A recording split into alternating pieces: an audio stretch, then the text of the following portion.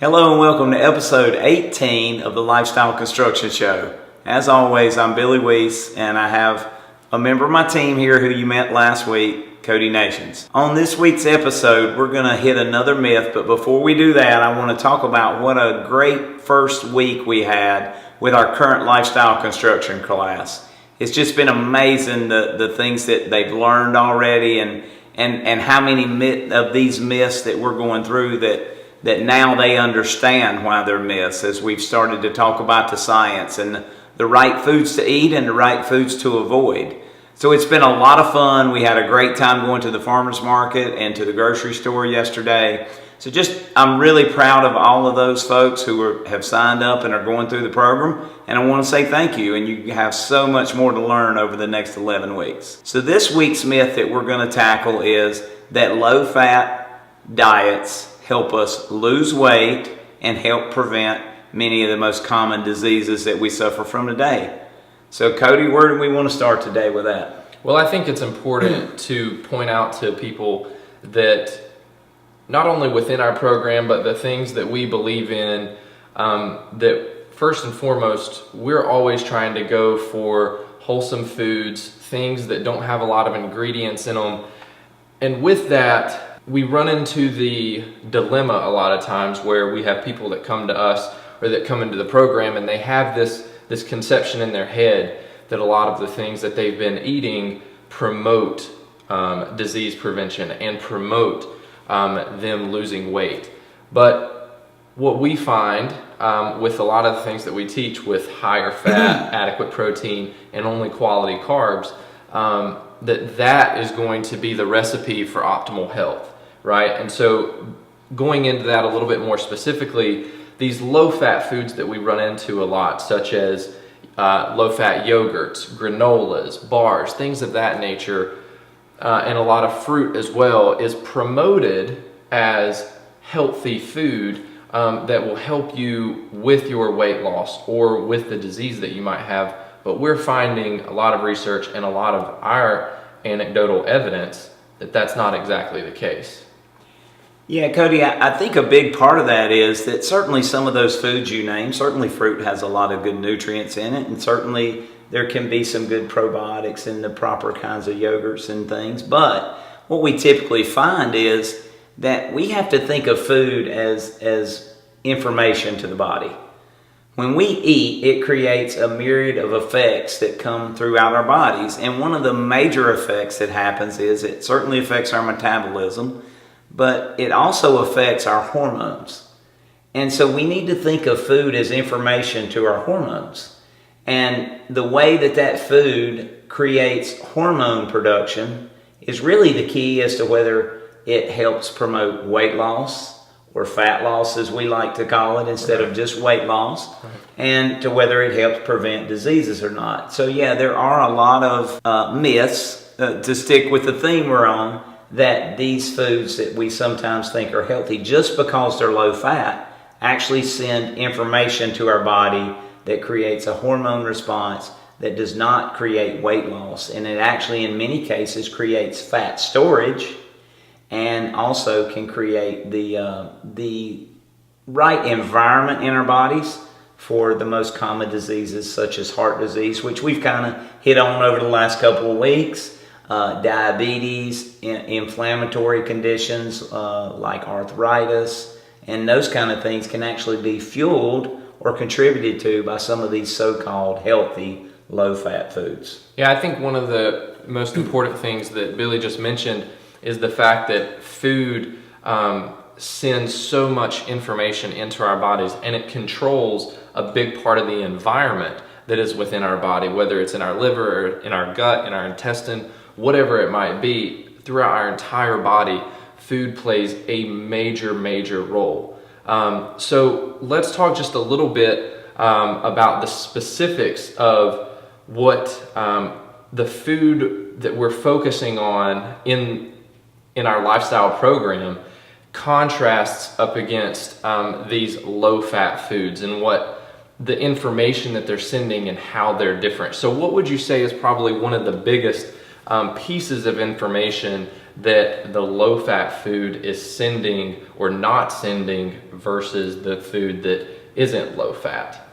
Yeah, I think the biggest issue with the low-fat foods are that they typically have more sugar. They typically create more of what we would call the sugar and insulin response in the body. And when we do that, when we raise the blood sugar, then the body says, hey, I need to make insulin, and so we get an insulin response or a bigger insulin response. Then we create fat storage, and we promote more inflammation, and we promote all the things that we're trying to avoid. Whereas when we choose the right fats, like the ones that we teach in the Lifestyle Construction Program, we create more information that says, hey, I don't need to create that much of an insulin response. There's not that big a rise in the blood sugar. And so we're able to keep a steadier, we'll call it, or a more maintainable insulin response. And when we do that, it tells the body that it's okay to release fat, it's okay to burn fat, and it's okay, or promotes an environment, I should say, to help the body reduce inflammation. Right. I think another important piece there that he said is that, you know, calories in, calories out is, we've talked about it before, it's not as simple as just calories in, calories out because of the hormonal effect that food has on our bodies. And so that's really important to remember, because a lot of these foods that we're talking about with low fat, as Billy said, are filled with preservatives and sugar, and that is what has the negative effect in our bodies. So talk a little bit about maybe some of the foods that, and we've talked about this many times, but I would just like to hit on it in this episode again. Some of the foods that maybe we can take out that are very popular whenever we hear people come to us with the problems that they might be facing, and what we could replace those with. Well, one of the first things that I think about when you talk about that is kind of one of the staples that people think of in the American diet is meat and potatoes, right? Sure. You know, everybody thinks meat and potatoes, meat and potatoes. Well, I would tell you that if we're using the right meat, the grass-fed, grass-finished meats, those can be very beneficial. We've talked about the better omega-3 to omega-6 ratios in those. But for the potatoes, those certainly create, in most cases, a pretty significant hormonal insulin sugar response. And so we can replace those with, we would suggest most often, green veggies, broccoli, spinach, asparagus, cauliflower, cabbage, something that would create a much more nutrient-dense food and create a much healthier hormonal response. So some of those things, even like rice. A lot of people think rice is a very healthy food, and rice does have some nice nutritional benefits, but it does create, in most cases, a pretty high insulin response. And so we use cauliflower rice, which is very tasty, and a lot of people say I'd never go back to real rice once they've used our recipe. So those are some common ones. In the mornings, a lot of people think that you've already mentioned yogurt and granola can be a really healthy start to the day. And actually, I think that we can show that that creates, again, an insulin response. And so maybe we use, we want to think more fat in the morning, so we could use something like eggs. We suggest beef bacon and try to limit our pork. Or we talk a lot about a special coffee that has a lot of fat in it, and it's a really healthy version of coffee. That's a great way to start the day off with lots of energy and really little to no insulin response. Right. I think it's important to remember as well that with our metabolism, no matter who you are, whether you're a very sedentary person or if you're an extremely active person, what the goal from the beginning of your day to the end of your day, and even through the night whenever you're sleeping, is to have a metabolic rate that is going at a steady pace, right? Instead of having these huge ups and downs or these mountains and valleys of your metabolism. And whenever we can create that environment and whenever we can fuel our body like that with the right information, that's going to allow us to have more of that steady metabolic rate throughout the day, right? It is. And what we start the morning with is the most important factor throughout the rest of the day. seems to be that the research would indicate. So starting the morning with good fat versus the low fat ideas that we're talking about here is a much better way to help control that response throughout the day.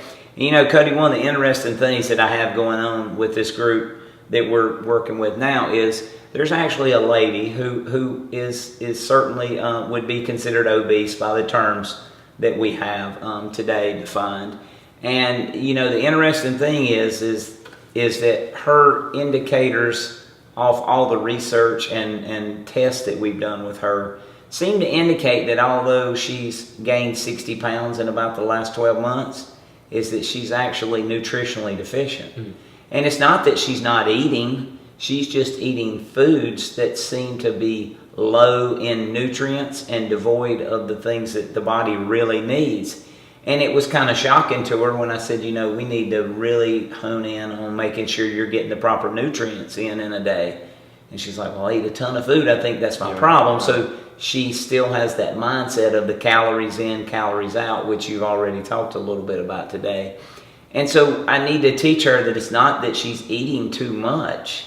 She's actually gaining weight, but nutritionally deficient right now.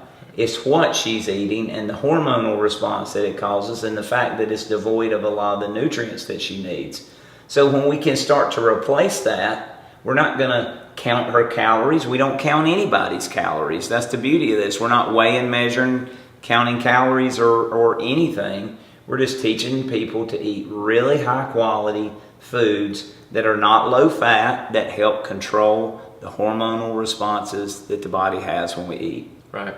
I think some of the highlights from today's episode is going to be focusing on good quality, wholesome foods that aren't going to have those mountains and valleys within our metabolic rate. Focusing on foods, again, kind of the theme of one of the major themes whenever we talk about nutrition is low sugar and focus on good quality fats, good quality proteins, and good quality carbs, but staying away from those preservatives and sugars are some of the most important things, and remembering first and foremost that food is information going throughout your entire body all the time. It carries so much information, and it's not just about calories in, calories out. It's about the information that it's receiving and the hormonal effects that your body is having. Yeah, Cody, it really is. And if we can just get people to understand, it's the lifestyle construction program, as the folks who went through the first week already understand, we're in no way promoting cutting back calories or any of those kind of things, or cutting out a food group. It's just simple, basic, God-given quality foods, like you've already mentioned, with as few ingredients as possible, with ingredients that we can pronounce, that we understand and know what they are. They're not prepackaged, they're not processed, they're not out of a box bag or a can. They're real quality whole foods. And we can eat things that taste great.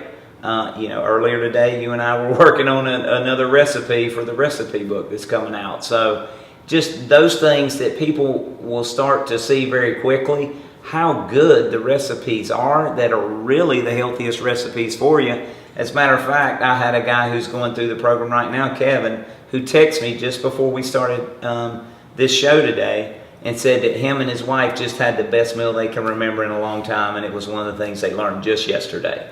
So that's the kind of results we're looking for. Perfect. With the recipe book. Right. And all of this stuff that we're talking about with the recipe book, all of that is going to be coming out very soon. Please stay tuned for all of the new and upcoming things that we have with the Lifestyle Construction Program. As always, make sure you go over to the Facebook page, like that page, and comment with anything that we post. And also head on over to YouTube and subscribe to the Lifestyle Construction channel. With that, Billy, if you don't have anything else to add. I was just going to say, Cody, we already have just started week 1, and we've already got 3 people who say, hey, I want to do this class. So we have new classes coming up toward the end of September and beginning of October. So if you're interested, please let us know as soon as possible, and we'll make sure and get you a spot reserved. Yeah, if you are interested in coming to one of the intro classes or signing up for the program, you can just email us right here at this email below, and we'll respond to you as quickly as we can. With that, thanks for watching this episode of the Lifestyle Construction Show, and we'll see you again next week. See you next week. You know, it's shedding some light Right. on these myths. Well, it is, and so let's talk. We talked about 1-to-1 would be the perfect omega-6 to omega-3 ratio.